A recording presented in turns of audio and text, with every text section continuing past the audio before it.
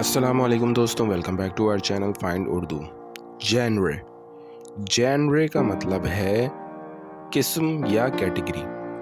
जैनरे का मतलब होता है किसी चीज़ की किस्म या कैटेगरी जो अक्सर आर्ट्स, मूवीज़ और म्यूज़िक में होता है।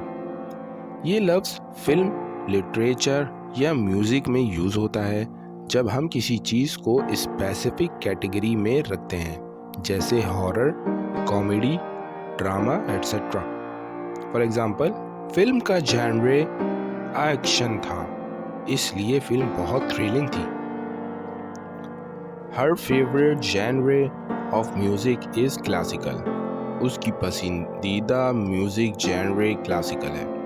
तो दोस्तों, जॉनरे का मतलब है किसी चीज़ का किस्म या कैटेगरी जो आर्ट्स और एंटरटेनमेंट में होता है।